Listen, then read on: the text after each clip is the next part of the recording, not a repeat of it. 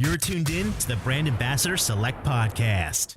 Hey, it's Lenore, and welcome back to another episode of the Brand Ambassador Select Podcast. So I'll come out and I'll say, it's okay to ask for help.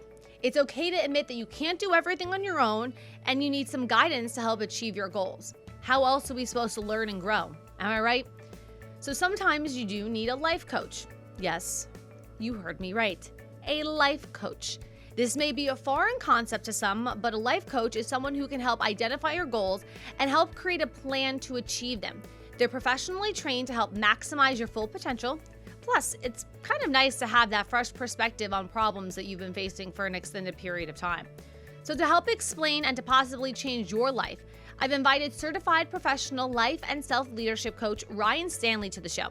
Ryan also published the book, Be Patient, Be Present, Be Joyful, that takes some of the biggest concepts of personal growth and self-development and condenses them down into a quick, easy read.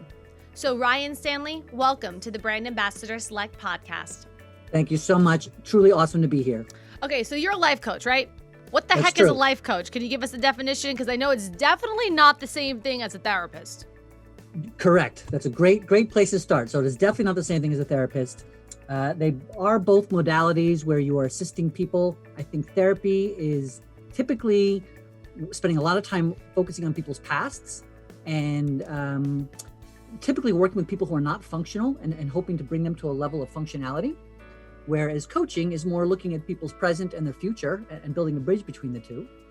And really, instead of working with non-functional and bringing them to functional, you're working with people who are functional, but you're bringing them to optimal. So you kind of want to take them to the next level and help people level up and get past hurdles and kind of blocks that are keeping them small. So how did you get there? What inspired you to become a life coach? I've been a bit of a lifelong entrepreneur. So I have always liked working. I like creating businesses. I like being a solopreneur. I like just the concept of creating a business. In 2008, the business that I was running was an artist management business. So I used to manage a bunch of bands. And I loved that. I loved connecting with music. I loved being around creative people. I loved empowering people to see their future, the best possible future, and help them step into larger goals and help them to be the best versions of themselves as a musician. I didn't necessarily like dealing with shady club owners. And shocking, right? Right, I know, go figure. And if I was working with a band and maybe half the members didn't want to show up to practice on time or didn't care how many gigs we got, right? Or do some of the necessary things to really take it to the next level, it became more babysitting than it was actually, creating something as a team. That became frustrating to me. I got paid on the back end. So a lot of the time in this similar situation, I'd be working really hard. And then if the band didn't do what they said they were going to do, I didn't necessarily get the money that I felt I had earned through my time and effort. And then, the last thing I'll just say, I also didn't necessarily always love the music. It wasn't always my favorite music. So there may have been great people and had a decent following, but to have to go out till 3:00 in the morning on a Wednesday and, not only listening to, but selling music that I didn't love, it just felt unauthentic and not me. Yeah, it's as much as you can fake it. Sometimes It's just like, can you tell on my face that I can't stand what I'm listening to right now? It's not you, it's me. It's a safe place to go on a regular basis. But all that being said, so in 2008, October of 2008, all in the same month, I had 3 conversations that ended up talking about coaching or life coaching or business coaching or something like that. And I was like, well, that's who I am. That's what I want to do. That speaks to that aligns with who I thought I was. So I did some research and I enrolled in a coach training program in 2009. And I got certified as a professional coach. And I stayed with my clientele. I still worked with musicians, but now I was only working with people who are excited about the future and willing and able to invest in themselves time-wise and money-wise, ready to do that. I got paid up front, so I didn't have to worry about the pay on the back end. Nice. I didn't have to go out till 3:00 in the morning. I could work from home. I was able to get rid of all the things I didn't like and really increase all the things that I did and also learn a lot about myself. So what makes you different, you specifically, unique and different from any other life coach that we can find out there? Well, because I'm the best. Obviously. No, yeah, obviously. Here's the thing about working with a coach is everybody is there. Every human is unique, obviously, and has their own unique journey. So it's not that I'm the best at all, as much as I'd recommend anybody who's looking for a coach to do some research. A couple different things you want in a coach are going to be somebody who is, in my opinion, certified, has some sort of certified by what's called an ACTP or an accredited coach training program. You also want to find somebody who you connect with, who seems to have the same values as you do, but also somebody who has a similar background. So when you're talking about things, there's some sort of a level of understanding You want it from a coaching standpoint, in my opinion, you want somebody who you could hang out with if they weren't your coach. You want somebody that you couldn't really just kind of be yourself with, so they can really get a clear understanding of who you are and the best way to serve. In regards to me, I mean, like I said, I spent a lot of my career working with musicians, but since then I've now worked with CEOs, I've worked with doctors, I've worked with authors. I really work with people who are ready to and willing to do, work on themselves every single day and step into their greatness and not let the excuses that come up in life be something that will hold them back. What is one of the most common questions your clients ask you when they first, say, hey, Ryan, I need some help? Yeah. It's funny because it's typically all left brain stuff, right? It's like, hey, I want to get more money. Hey, I want to get a better job. Hey, I want to get a different, I just, want to be happy, whatever that means, right? It's going to be something different for everybody else, for each person. And so really, that's what they all come to me with. But even by the end of the first call, it's like, okay, so what would actually make you happy? And it's not the money, and it's not the, the job. It's not the different things. It really comes down to deciding who you want to be in any given moment. So it's interesting because I can't even say there is the most common question as much as there's a lot of, everybody has their own blocks and fears and limiting beliefs. And it's funny because they will share them very easily. And that's why they're there. They're there to share them with the coach. But like, I'll say, cool. So like, what would be your dream success? And then they start telling me about all the reasons they can't have their dream success. I'm like, great, thanks for sharing that with me, but that's not what I asked, right? So we automatically go to this default of all the reasons that life is not necessarily what we want it to be. And so as a coach, I come in and ask them questions that they wouldn't ask themselves normally. I ask them things that kind of take them out of their comfort zone a little bit and hold them accountable, but also help them get clarity on who they want to be in every situation. So if I come to you and I want some help, how do I start? Do I give you a call every day for like 7 days and you like whip me into shape? Is it once a week? Yeah, great question. No, we typically, so we would set up an appointment and initially do complimentary sessions to make sure it's a good fit for everybody involved. Mm-hmm. Because I want to make sure that I'm working with people who are going to show up on purpose. And then I also want you to feel that you're working with somebody that's going to serve you, right? So we do an initial session, and then from there we typically connect once a week for an hour. Sometimes there'll be very specific action steps for you to take. Sometimes it's mostly just mental. Sometimes it's spiritual. Sometimes it's emotional. Everybody's on their own journey and wants different things. I think sometimes the weirdest thing about being a human is we often assume that everybody wants all the stuff that we want, right? Because to us, it's the best and it's perfect and it's cool and that's what I want. But everybody is so unique and it's had such a unique journey that everybody wants different things. And so for our first conversation, we typically help the person even get clarity, my client get clarity on what they really want. Sometimes they might have said, hey, I'm being very basic here. Oh, I want $1 million. Great. So what does that mean? Like, why do you want $1 million? You know what I mean? So all in their mind, they've just thought, I want to be successful. What does that actually mean? What does success look like and feel like in every aspect of your life?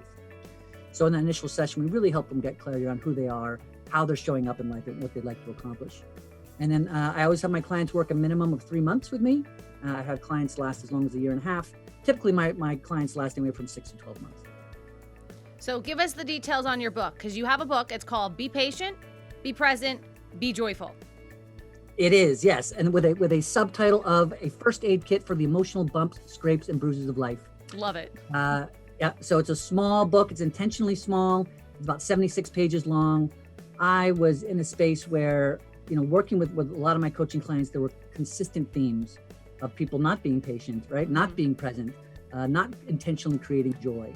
And this wasn't only with my clients, this was with my friends, this was with my family members, this was with me. Like, this was just concept of life that the average person can struggle with easily. And I found that like most personal development books, ones that I love are great, but they're long. And as someone who doesn't do a lot of reading, sometimes I read 3 pages or 20 pages in and just find myself reading the same page over and over again. And I just wasn't a great reader. And so I wanted something where if I'm having a tough day, if I'm having a stressful day, I'm feeling overwhelmed, I could just pick up in need of first aid.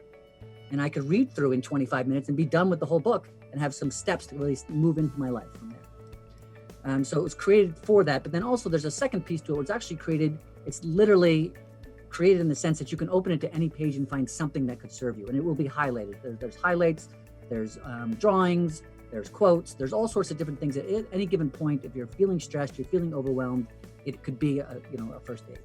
Definitely sounds like an easy read. It is, and that's the intention. And so I'll give it a real quick synopsis. There's only 5 chapters. The first one, there's a prologue, there's 3 chapters, and then there's an epilogue. The prologue is just letting you know that you are a creator. And then at any given moment, you are creating. That's it. You're creating. So right now, you and I are creating. People recording an awesome podcast, right? When I got up this morning, I created a man wearing a red shirt. When you have a conversation, you create conversation. When you put words on a piece of paper and put a period at the end, you're creating a sentence. Well, it sounds obvious, but just it's like an awareness. Even if I'm asleep, I am creating a man sleeping. So at any given point, we are always and in all ways creative. So if you take that into consideration, you start to recognize, well, when I'm laughing, I'm creating laughter. And when I'm sad, I'm creating sadness. And when I'm stressed, I'm creating stress. And so we start to understand that, well, if I'm creating that, then what choice and what options do I have in that? And so that's how the prologue just kind of sets you up to understand that at any given point you are creating. So go ahead. I was gonna say, are you creating anything new these days? What's up next? Well, right now I'm working on the book specifically, but I just created a new company in April. It's called teachmetosell.com. And that is a website that is for people who are new to sales, but they're coaches, they're service, what we're calling SOSs, or service-oriented solopreneurs. And so it's hey, listen, I want to change the world, I want to help others, but I've never sold anything. And as soon as somebody asks me for money, all of a sudden I get frustrated or overwhelmed or nervous, or I try to give them a discount before they ask for one. So this is a sales training company for people in that space. So I have that. I also have a T-shirt company. I'm always about creating. I'm a little bit of an ADD entrepreneur.